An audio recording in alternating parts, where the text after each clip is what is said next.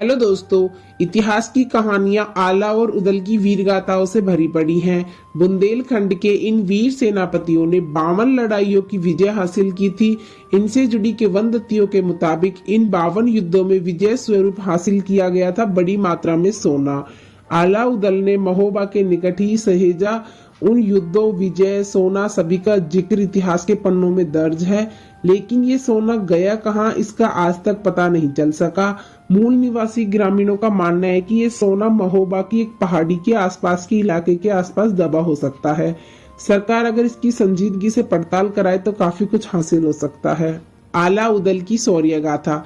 कहा जाता है कि आला उदल को चंद्रिका देवी का आशीर्वाद प्राप्त था। वो हाथी पर सवार होकर युद्ध में जाते थे। सभी 52 लड़ाइयों में उन्होंने विजय हासिल की। आला उदल की वीरता से जुड़े किस्से न सिर्फ हिंदुस्तान बल्कि देश विदेश में सुने और सुनाए जाते हैं। युद्ध में जीत के बाद महोबा लाया गया था सोना। 52 गढ़ों पर विजय पताका फहराकर वहां से लाया गया सोना चांदी उत्तर प्रदेश के महोबा जनपद में छिपे होने की किंवदंतियां आज भी मशहूर है। इतिहास के पन्नों में पहले इसका नाम कैकई नगर, बाद में पाटनपुर और फिर कई बार बदलता रहा। वर्तमान महोबा के नाम से पहचाने जाने इस नगर में द्वापर युग से अपने अस्तित्व को जीवंत रखा है। आला उदल जैसे सूरवीरों के नाम से आज भी यह नगर जाना पहचाना जाता है। कहा जाता है कि चंदेल कालीन राजा परमार के इन सेनापतियों द्वारा 52 गढ़ का खजाना महोबा लाया गया था। पारस पत्थर और सोने का रहस्य बरकरार। कहा जाता है आला उदल की एक युद्ध में जीत के दौरान लोहे को छूकर सोने में तब्दील कर देने वाला पारस पत्थर हासिल हुआ था। उत्तर प्रदेश के महोबा जनपद में आला उदल से जुड़े खजाने का रहस्य आज भी बरकरार है। रहस्यमयी पर्वत को लेकर तरह तरह की चर्चाएं। यहाँ पर गोरखनाथ की तपोभूमि कहे जाने वाले गोखार पर्वत को काफी रहस्यमयी माना जाता रहा है। 52 गढ़ पर जीत दर्ज करने के बाद महोबा की भूमि पर लाए गए खजाने से जुड़े राज गोखार पर्वत के सीने में दफन बताए जाते हैं। आला उदल से जुड़ी सदियों पुरानी किंवदंतियां आज भी गोखारगिरी पर्वत से जोड़कर सुनी और सुनाई जाती हैं। नगर महोबा में बने राजकोट मंदिर और आला की बैठक का भी नाम 52 गढ़ के रहस्यमयी खजानों से जोड़कर देखा जाता है। इस खजाने को लेकर अलग अलग विचार और भ्रांतियां रही हैं, जहां कई लोगों का मानना है कि खजाना आला की बैठक में बने तहखाने में छिपाकर रखा गया है, तो कई राजकोट मंदिर से इसे जोड़कर देखते हैं। लोगों की अगर माने तो इस खजाने को न तो आज तक कोई देख पाया और न ही इसे खोजा जा सका है। रायकोट मंदिर का तहखाना और आला की बैठक को आज भी उसी नजरिए से देखा जाता है जैसे गोरखनाथ की तपोभूमि कहे जाने वाले गोखार पर्वत को। इन सभी स्थानों का रहस्य आज भी बरकरार है। कुछ किंवदंतियों में यहाँ के मदन सागर तालाब के बीचों बीच बने खड़खड़ा मठ में 9 लाख सोने की असरफियां आज भी होने की बात कही जाती है। इस मठ की कहानी रानी महला के महल से जोड़कर देखी जाती है। लोगों का मानना है कि पानी से घिरे इस महल में 9 लाख स्वर्ण मुद्राएं आज भी दफन हैं। सरकारी अनदेखी के चलते खस्ता हाल हो चुके इस खकड़ा मठ के सीने में दफन रहस्य आज तक नहीं खुल सके। उत्तर भारत के गांव-गांव तक आला उदल की वीरता की कहानियां अब तक गाई व सुनी जाती हैं। बुंदेलखंड के महोबा से निकाले जाने पर दोनों भाइयों ने कन्नौज राज में शरण ली थी। यहाँ के राजा जयचंद ने रिजगिरी शहर में दोनों भाइयों को ठहराया और दिल्ली के राजा पृथ्वीराज चौहान से मोर्चा लिया। ऐतिहासिक धरोहर आला उदल का किला अब जमींदोज हो चुका है, जबकि रिजगिरी गांव बदहाल है। यहाँ के लोगों की स्मृतियों में अब तक दोनों वीर भाई जिंदा है, लेकिन मिट्टी के ढेर में तब्दील किले को लेकर रहस्य बरकरार है। कोई यहाँ सांपों का डेरा बताता है तो कोई रात में आसपास से गुजरने तक से डरता है। 11वीं शताब्दी में आए थे आला उदल।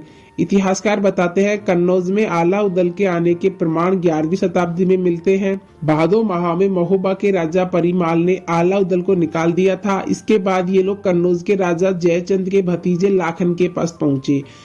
लाखन ने इन्हें राज्य के रिजगिरी शहर में ठिकाना दे दिया। यहाँ कई साल तक रहने के बाद ये महोबा पर पृथ्वीराज चौहान के आक्रमण के दौरान मनुहार पर वापस लौटे। जगनी के आला खंड में कन्नौज में इनके होने के प्रमाण भी मिलते हैं। जीटी रोड से जोदरियापुर सलेमपुर होते हुए रिजगिरी गांव के लिए आला उदल के किले के बगल से रास्ता है। गांव के लोगों में किले को लेकर अलग अलग किंवदंतियां हैं। राहगीरी रामचंद्र ने बताया कि किले के चारों तरफ चार दीवारी थी, लेकिन वह जमींदोज हो गई।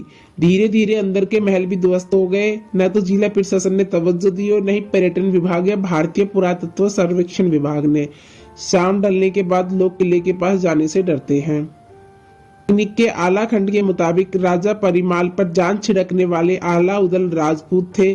बुंदेलखंड, उरई, कन्नौज, कानपुर के जाजमऊ, कालपी, काबुल, कांगड़ा, चरखारी, जूनागढ़, झांसी, झारखंड, दिल्ली, मध्य प्रदेश के नाहरगढ़, राजस्थान के नैनागढ़, बूंदी, मांडो, सिरसागढ़, हगलाज, हरिद्वार, कजरीवन तक इन लोगों ने युद्ध लड़े और साम्राज्य स्थापित किया। आला उदल ने उत्तर भारत में 52 किले फतेह किए थे।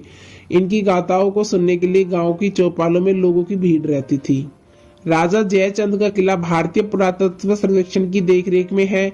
आला उदल के किले की स्थिति भी टीम के साथ देखी जाएगी। ऐतिहासिक धरोहर को बचाने के लिए पूरी कोशिश की जाएगी। महोबा का किला महोबा जनपद में एक सुप्रसिद्ध दुर्ग है। यह दुर्ग चंदेल कालीन है।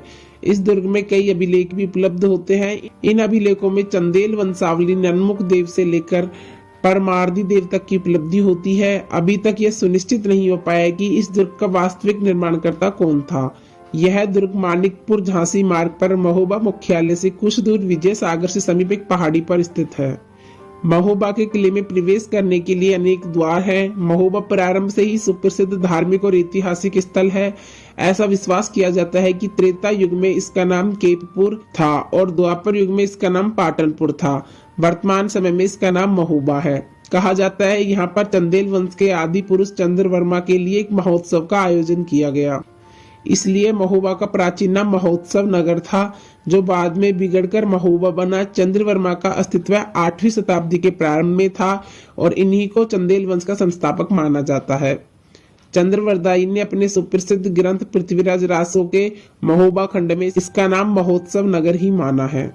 यह चंदेलों की प्रशासनिक राजधानी थी। कुछ समय के लिए चंदेलों की राजधानी खजुराहो से रही। इस वंश के वे नरेश राहिल ने राहिल सागर नाम का एक तालाब निर्मित कराया। यह महोबा से 3 किलोमीटर दूर दक्षिण पश्चिम में है। कीर्ति वर्मन और मदन वर्मन इस वंश के सुप्रसिद्ध शासक थे। इन्होंने महोबा से 2 प्रसिद्ध झीलों का निर्माण कराया था। ये झील कीरत सागर और मदन सागर के नाम से विख्यात है। इस वंश का अंतिम नरेश परमार देव इसका शासक 1212 तक रहा।